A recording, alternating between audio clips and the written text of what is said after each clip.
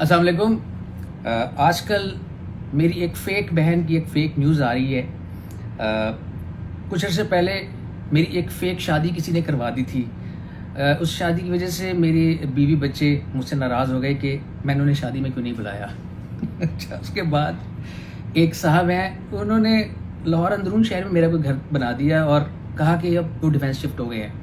واو، کیا بات ہے. اور اب ایک فیک بہن، ایک جھوٹی کہانی اور اس کے ایک نیوز بڑی مزیدار بنائی ہے. بہت اچھا اس کا کیپشن لکھا ہے کہ ارب پتی گلوکار ارب پتی گلوکار سجاد علی کی بہن جو ہیں وہ بھیک مانگنے پر مجبور ہیں.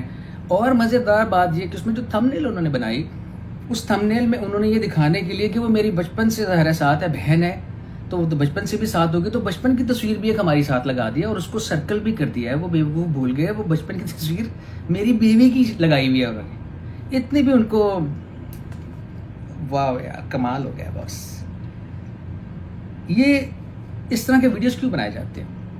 اس لیے بنائے جاتے ہیں کہ اس کے پیچھے کلک بیٹ ہوتا ہے، اس کے پیچھے پیسے چاہیے ہوتے ہیں، شہرت چاہیے ہوتی ہے، یا کسی کی ریپوٹیشن خراب کرنی ہوتی ہے. بھائی نہ تو وہ میری بہن ہے، نہ میری کزن ہے، نہ میری دور کی کزن ہے، نہ کسی بھی قسم کے کوئی نوری سال تک میرا اس کا کوئی تعلق نہیں ہے. تو اب میں اس کے ان لوگوں کے خلاف کوئی قانونی کارروائی کر سکتا ہوں، لیکن اس بیچاری عورت، غریب عورت کو لوگ جو کہہ رہے ہیں وہ بیچاری کی جا رہی ہے. اس کو کوئی کہہ دیتا ہے اب آپ ایسے کہہ دیں تو وہ بول دیتی ہے. کوئی دوسرا ویڈیو بنا رہا ہے وہ اس کو کچھ کہہ دیتا ہے وہ شروع کر دیتی ہے. یار اگر کچھ ہیلپ چاہیے تھی، کچھ مانگنی تھا تو اس کا ڈائریکٹ ہی کہہ دیتے تو کوئی نہ کوئی ہیلپ کر ہی دیتا ہے.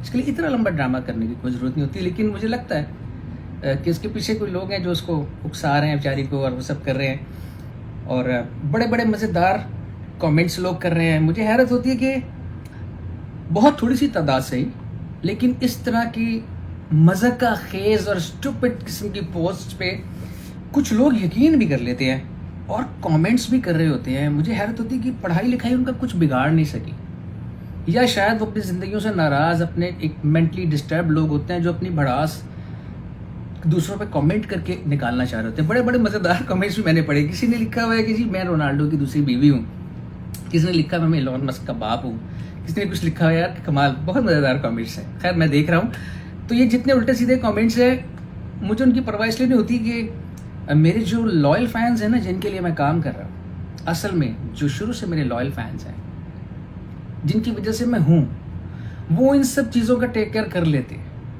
وہ ان لوگوں کو جواب بھی دے دیتے ہیں، وہ کلیریفیکیشن کہیں دینی ہو وہ بھی دے دیتے ہیں، کسی کو منہ توڑ جواب دے رہا ہو وہ بھی دے دیتے ہیں. انہیں آتا ہے بات کرنا سب سے. تو بہرحال مجھے حیرت اور افسوس کا مقام یہ ہے کہ لوگ اس طرح کی باتوں کو بغیر سوچے سمجھے، بغیر کسی تصدیق کے، کسی سند کے بغیر بڑے مزے سے شیئر کر دیتے ہیں، کلک کر دیتے ہیں، کامنٹ کر دیتے ہیں اور ان لوگوں کا مقصد پورا کر دیتے ہیں جو یہ چاہ رہے ہوتے ہیں.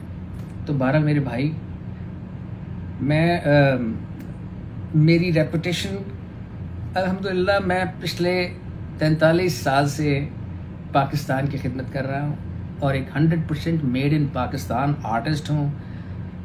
میری ریپوٹیشن اس طرح کی جھوٹی اور فضول باتوں سے بالکل نہیں ہرٹ ہوتی، نہ میرا ان چیزوں سے کچھ نہیں بگڑتا. الحمدللہ میں کام کر رہا ہوں میرے لائل فینس کے لیے، جو میرے لائل فینس ہیں، اور انہی کے لیے میں کام کر رہا ہوں، انہی کے لیے کام کرتا رہوں گا.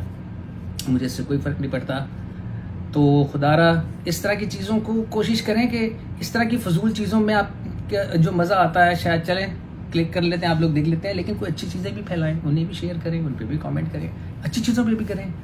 تو کوئی حرج نہیں ہے. بہرحال اب مجھے نکلنا ہے. میری فیملی میرا انتظار کر رہی ہے اور میرے سارے گھر والے یہاں پہ آئے ہیں. میں اپنی بہن کے بیٹے کی شادی میں ہی آیا ہوں اور وہ مجھے پتہ ہے میرا ریکارڈ دوبارہ سے لگنے والا ہے، تو مجھے اس کے لیے تیار ہو گیا.